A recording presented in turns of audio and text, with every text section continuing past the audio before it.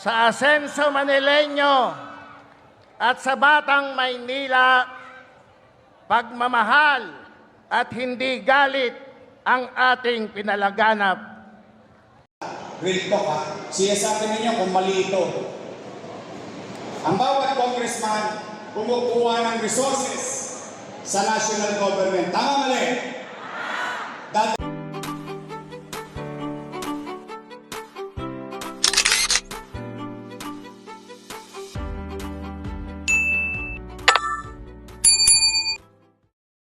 Welcome back sa aking YouTube channel. Para sa mga first time lang po na manood, please click mo na yung Jeremy's TV Manila. Anyway guys, wala na pong bayad to, libre lang. Tulong mo na lang din sa kapwa mo. Alright? Thank you very much. So topic natin ngayon for today's video, Yorme bumuelta kay Congressman Crox Valeriano.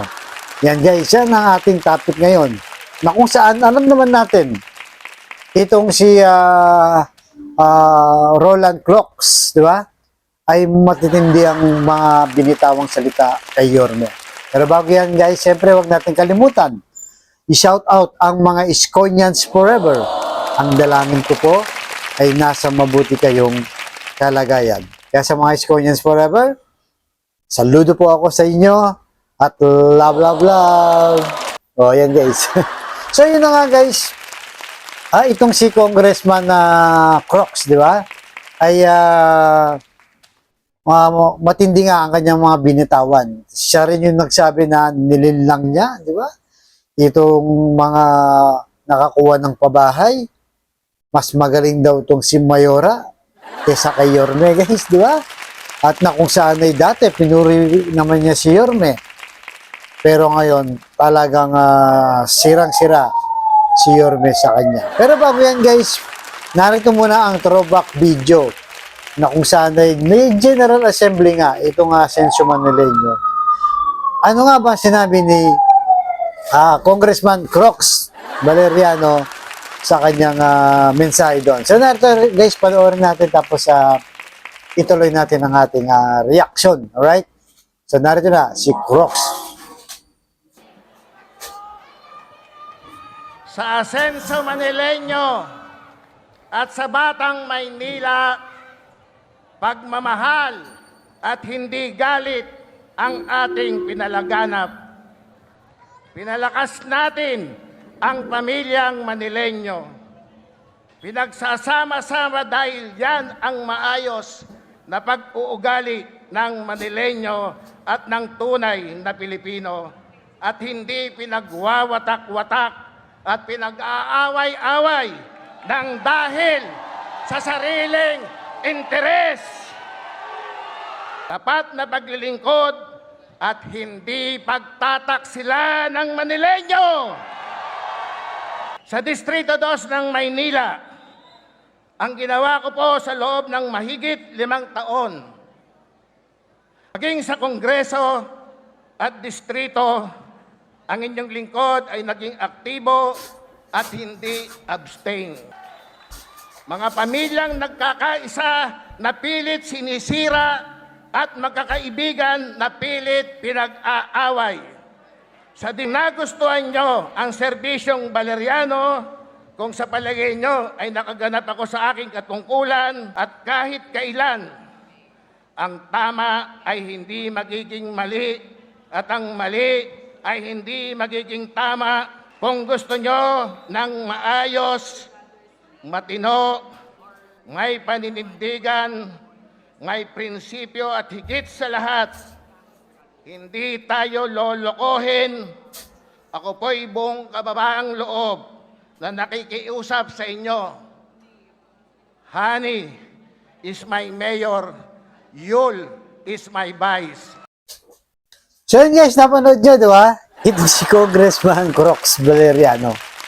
So, nakita natin guys, di ba? Narinig natin na sinasabi niya nang dahil kay Yorme, nagkaaway-away daw sila guys, di ba? Mga pamilya daw, nagkaaway-away sila dahil tumakbo lang itong si Yorme. So, parang sinasabi niya dyan na sana huwag ka na lang tumakbo para maayos na kami, chill-chill na lang kami dito. Lahat happy, di ba? Pumasok si Yorme. Ngayon, nagulantang sila, di ba? Kasi nga, akala nila, hindi natatakbo. At sinabi pa niyan, guys, di ba? Talagang pagtataksil, sabi niya, sa kanilang Asenso Manileño. Talagang hindi natin mawari, di ba? Talaga naman, guys, yung kanilang mga sinasabi kay Yorme, walang pakundangang paninira. Na tila ba, wala talagang ginawang mabuti si Yorme sa kanila. Sa kabila ng, alam naman natin na nang dahil kay Yorme, talagang buong Asenso Manileño ay nanalo noong 2022. Di ba? Bukod pa dyan sa kanilang mga nauna pang pagdikit kay Yorme ay talagang kasama sila sa papuri. Di ba? Kaya itong si Congressman Crooks Valeriano, guys, talagang wala siyang pinakaiba nga kila Chihuahua, di ba? At itong kay Benny Abante. Talaga namang puro na lang paninira kay Yorme na talagang inurak nila, wala talagang ginawa siyang mabuti. Pero narito, guys, Romes back naman itong si Yorme. Di ba?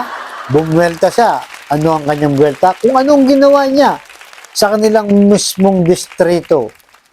Di ba? Kasi pinagmamalakan dito, marami daw siyang nagawa sa kanilang distrito.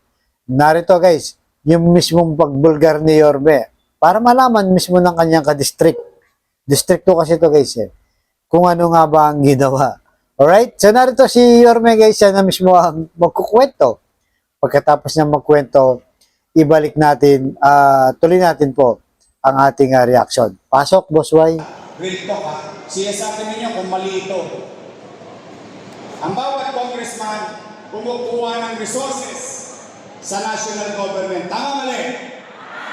Dadalhin sa kanyang nire-representang distrito. Tama mali? Pag may congressman sa distrito, dapat ang proyekto sa distrito. Tama mali? O yung congressman yun, nagpagawa ng eskwela sa District 1.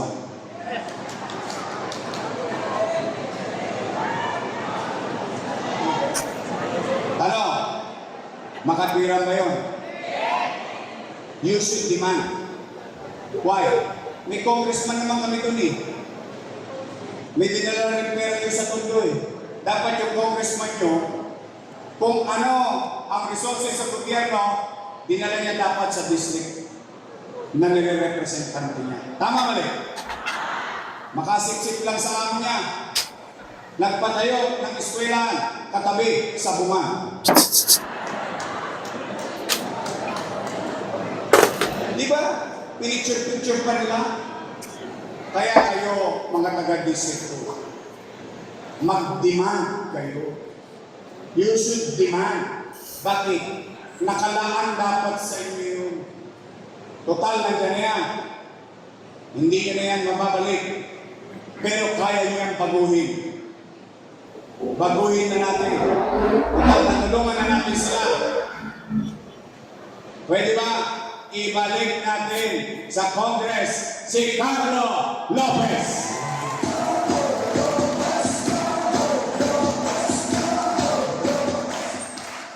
O yung Vice Mayor ko, may asim pa. Siya po'y mukhang 19. 19 yan yun yun. Hindi na po yan dalaga. Dalandala na po yan. Taco Rex na. Magaling ang ama ng Vice Mayor. Tingin ko naman, natutunan niya yun. Magiging magaling din natin Vice Mayor. Chief Achesa! So yun, guys, napanood nyo, diba? Itong si Boss Y, ni-real talk talaga. Itong si Congressman Crooks Valeriano. Totoo naman, guys, diba? Ang sinasabi niya. Kung Distrito 1 ka, o Distrito 2 ka, o kahit na anong distrito ka, guys, dapat kung ano ang resources ng distrito mo o ng gobyerno, doon mo ibuhos lahat, diba? Pero siya, anong ginawa niya? Nagpagawa ng eskwelahan sa Distrito 1, guys. Iba talaga ito si Crooks, diba? Sinasabi niya na marami daw siyang ginawa sa kanyang distrito. Pero yung pala, guys, may ginawa na eskwelahan pa man din at katabi ng sabungan. So, nakita natin, di ba? Na para daw simip-sip, di ba? Sabi ni Yorme kay Mayora.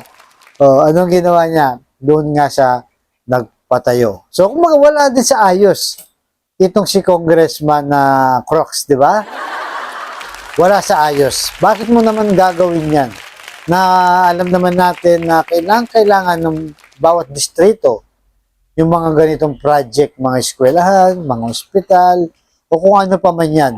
Dahil yan ng benefits, di ba? Kaya ka nga binoto ng mga kadistrito mo para ikaw yung maging representative ng yung distrito dyan sa kongreso. Dahil nga, di ba, dapat lahat ng kapakanan, lahat ng benefits, ibuhos mo sa tao, sa mismong distrito mo. Kasi may kanya-kanya naman yung distrito, di ba?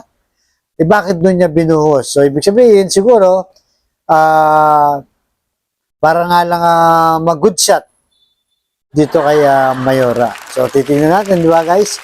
Kung talagang maayos to, eh dapat hindi niya yun ginawa. Di ba? Dahil nga naman, parang siya mismo ang nagtaksil sa kanyang distrito. Di ba guys? So talagang kailangan na po natin i-wash out ang mga to, di ba?